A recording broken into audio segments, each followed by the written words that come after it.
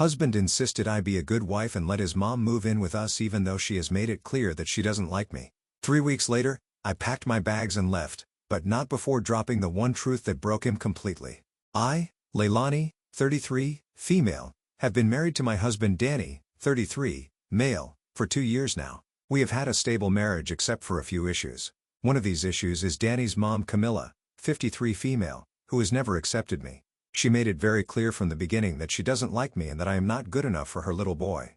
About a year ago she lost her job and was unable to find anything new. She burned through her savings quickly and was left with nothing. So Danny insisted that I should be a good wife and let his mom move in with us. I was a bit hesitant at first, but how could I refuse? The other options were placing his mom in a home or letting her be homeless, and I didn't want to be the villain in that scenario. However, soon it became clear that this wasn't going to work. From the moment she moved in, she started criticizing everything I did. If I cooked dinner, it wasn't done the way she used to make it for Danny. If I cleaned the house, I was either using the wrong products or missing spots she deemed important. She acted like I was some kind of untrained housewife who had no idea how to run a home even though Danny and I had been living just fine before she moved in. She also started taking over everything. My kitchen? Suddenly it was her domain. She went through my cabinets and rearranged everything to her liking. I couldn't find anything anymore. My spice rack was a disaster and she threw out some of my favorite ingredients because she didn't like the smell. When I confronted her about it, she acted like I was being ungrateful for her help. Then came the unsolicited parenting advice, except we don't even have kids. Every time she saw me and Danny spending time together, she'd sigh loudly and say things like, "A real wife would have given my son a child by now." She dropped hints at family gatherings asking when she was getting a grandchild and making it seem like I was the reason we hadn't started a family yet. She even tried to set Danny up on play dates with his childhood friends who had kids, saying, "Maybe this will inspire you too, and don't even get me started on the laundry situation." She took it upon herself to do our laundry, which at first seemed like a nice gesture but it quickly turned into a nightmare. She washed all of my delicate clothes with Danny's heavy work clothes, ruining some of my favorite outfits. Then she had the audacity to blame me for buying cheap fabric. She even started folding our underwear and placing them in different drawers. It was so invasive and uncomfortable. Privacy. That became a thing of the past. She walked into our bedroom whenever she wanted, claiming she needed something. I had to start locking the door, and even then she'd knock constantly if she needed something. One time she barged in while I was getting dressed and had the nerve to act offended that I was undressed in my own bedroom.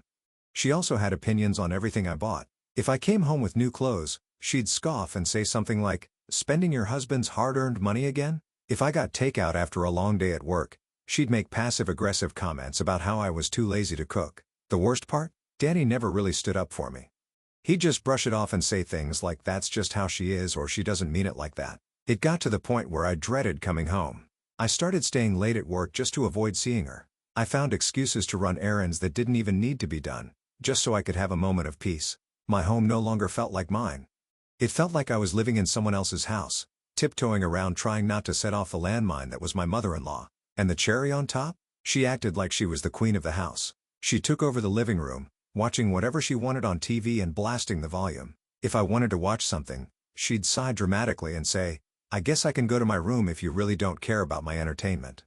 She even took my favorite blanket, the one I've had for years, and claimed it as her own, saying it was too nice to be wasted on me. Every time I tried to set boundaries, she acted like I was attacking her. She'd get teary-eyed and run to Danny, making me seem like the bad guy. And of course, Danny would say, "Just try to get along with her, babe. She's going through a tough time." I was reaching my breaking point, but what could I do? She had nowhere else to go. I tried talking to Danny, but when it comes to his mom, he becomes blind. I don't know what it is about her, but he just can't see how bad her behavior is, and it's starting to drive me crazy. Every time I try to explain how I'm feeling about the way Camilla treats me, Danny just brushes it off. He says I'm being too sensitive or that I should be more patient with her, especially because she's been going through a tough time, but nothing changes. He keeps siding with her and I feel like I'm the one who has to put up with all her nonsense. It's getting so hard to deal with. However, Camilla crossed the line last week and I think that was the breaking point for me. See, Danny and I have been trying to have a baby for a while now. It's something we've been really looking forward to. But a few months ago, I got pregnant and we were so excited. Unfortunately, I had a miscarriage last month. It was a really tough time for me and I was still trying to process everything when Camilla moved in. I wasn't really ready to deal with much and I felt like I had no space to grieve properly. I tried to keep it together but I was exhausted, emotionally drained, and I just didn't feel like myself anymore. Last week, I had a particularly long tough day at work. I came home hoping to at least get a little bit of comfort from Danny and maybe have some quiet time to myself. But when I walked in, Danny and Camilla were sitting at the table having dinner together. There was no food left for me. I was starving and really hoping for a hot meal, but there wasn't anything. I walked into the kitchen. I asked Danny, "Is there any food left for me?" He just stared at Camilla and didn't say anything. That's when Camilla spoke up saying, "Well, I didn't know when you were coming home, so I didn't make anything for you." I couldn't believe it. I was too tired to argue, so I just grabbed some bread and jam from the kitchen and went to bed. I was upset, but I didn't have the energy to say anything more. All I wanted was some rest and to not think about how much everything in my life felt like it was falling apart, but I couldn't even get that. The next morning I woke up still feeling exhausted. I went downstairs hoping to get some peace and a good cup of coffee, just to get my energy up for the day. But of course Camilla was already up and sitting at the kitchen table. I started drinking my coffee hoping she'd just leave me alone, but then I heard her mumbling about how coffee is bad for you. At that point, I was just done. I was already tired, hungry, and irritated. I tried to ignore it, but then she said something that pushed me over the edge. She told me I never listened to anyone and that's why I had a miscarriage. I froze for a second, not believing what I was hearing. I couldn't believe she would say something so cruel, especially considering everything I'd been going through. I was still processing the loss, trying to heal emotionally, and here she was blaming me for something that was completely out of my control. I was shocked. I just couldn't let it slide. I asked her, "What the hell do you think of yourself? What gives you the right to talk to me like that?" She calmly looked at me and said, "I can talk to you like that because you're the reason I don't have a grandchild yet." That was it. That was the moment I lost it. I was so angry my blood was boiling.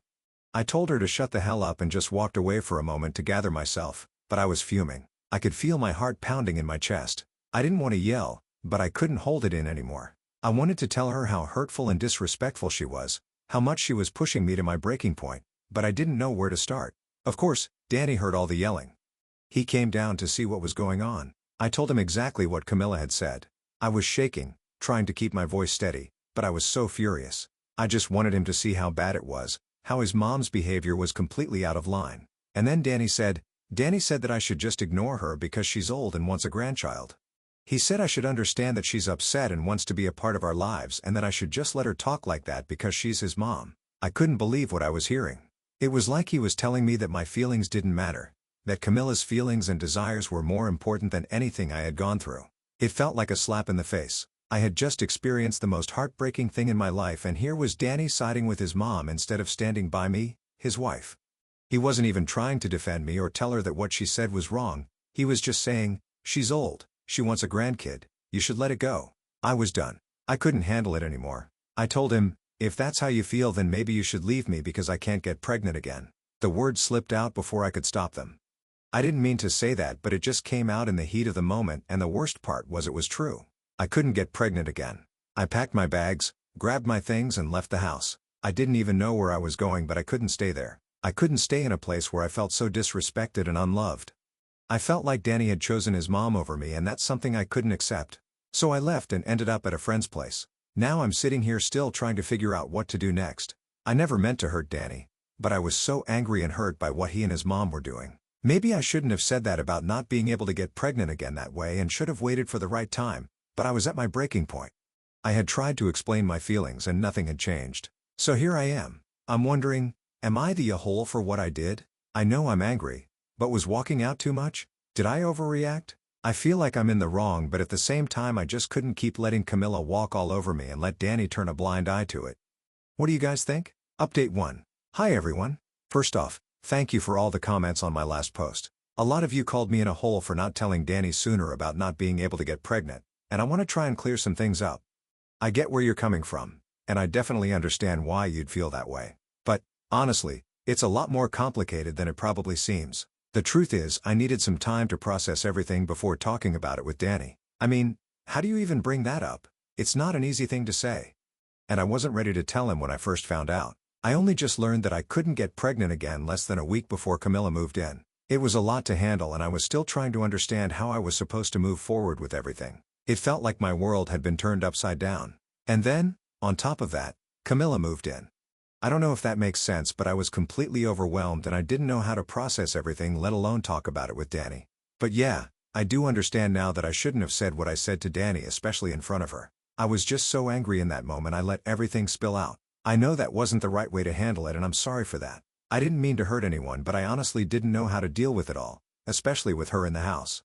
So after everything went down, Danny called me the day before yesterday. He was upset and I could hear it in his voice, but I was still too angry to talk to him. I told him that I would text him when I had calmed down and could actually have a real conversation. I needed some space to think about everything and I wasn't ready to say anything I'd regret. This morning, I finally called him.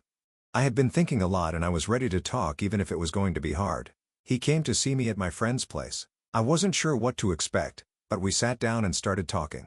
I told him exactly what the doctor had told me about not being able to get pregnant again, and when I did he asked me why I hadn't told him earlier. He was hurt and confused and I could see it in his eyes. Honestly, it hurt me too, but I knew this was something I had to explain. I told him the truth. I didn't want to burden him with this when everything with his mom was already so complicated. I knew how important it was for him to have a baby and I wasn't sure how to tell him, but I couldn't give him that, especially with Camilla already living with us. The timing just felt awful. I didn't want to bring up something like this while I was dealing with her constant presence in our home. I didn't know how to talk to him about this and deal with her. It felt impossible. At first, he was silent for a moment. Then he told me that he understood. I'm not sure if he was just trying to be supportive or if he was truly processing it all, but I appreciated him trying to understand. I needed him to get it, especially since everything with Camilla had been so difficult. But then I told him something I knew would be hard for him to hear. I told him that I wasn't coming back home until Camilla was out of the house. I was firm. I didn't want to play games with this anymore. I felt like I had tried every other option and nothing was changing. I needed him to choose. It was either her or me. I was done living in a house where I felt suffocated, disrespected and constantly undermined. I couldn't do it anymore. I didn't want to be the bad guy, but I knew I had to set this boundary for my own sanity. Of course, Danny didn't take it well. He said that he couldn't just kick his mom out onto the street. I get it. I do. I know Camilla's his mom and he's trying to be the good son, but I couldn't let it slide anymore. I told him that if he really cared about me, he'd have to make arrangements for her. It was time for a change and I wasn't going to go back to a life where I felt like I didn't have a voice in my own home. He left. We haven't talked since then. I haven't heard from him, not even a text. I don't know what he's thinking and to be honest, I'm scared. I'm scared that he'll choose her over me, that he'll think I'm being unreasonable. But I also feel like I can't keep sacrificing my happiness for the sake of his mom's comfort. I've already put up with so much for so long. I'm at my breaking point. I keep thinking about all the things I said, wondering if I could have handled it better. I didn't want to hurt Danny, but I couldn't keep living like this. I feel guilty about leaving, but I also feel like it was the only way to make him see how serious this was. I hope he'll come around and realize I'm not asking for too much. I just need space, respect and the chance to heal, but right now I'm not sure what's going to happen. So yeah, that's where I am now. I don't know what's next, but I just wanted to update you all on what happened after my last post. Thanks for all the support and feedback, even if it's been tough to hear. I guess I just need to figure out how to move forward, whatever that looks like. Update 2. Hello everyone. I know it's been a month since my last update, but honestly it's been such a roller coaster. I needed some time to process everything and figure out where I stand. After Danny left my friend's place, I stayed with her for a while and it was honestly nice to have some peace and quiet. Gave me a chance to just breathe and think about everything that had happened. I had to ask my friend to go to my house to grab some of my things like clothes and personal items. I wasn't ready to go back there yet and I needed her to get the stuff for me. When my friend went to my house though, things didn't exactly go smoothly. Camilla was there and of course she wasn't happy. She started yelling at my friend, telling her to get everything she could quickly because she wasn't planning on leaving anytime soon. I couldn't believe it. Camilla was acting like she owned the place, still trying to control everything even though I wasn't even there. My friend was really uncomfortable but she got what I needed and didn't engage with Camilla. I was just so frustrated that Camilla thought she could still behave like that. Meanwhile, Danny and I were talking on the phone trying to figure out what the next steps were. It was so hard to have these conversations with him. We were both upset, but we were also trying to work together. After some long talks and a lot of back and forth, we finally decided that the best thing to do for everyone was to rent Camilla a small studio apartment or a one-bedroom where she could live on her own. Danny and I both have good jobs, so the money for it wasn't an issue. It seemed like a reasonable solution. She would have her own space and I would have mine, which was what I needed. But of course, it wasn't that simple.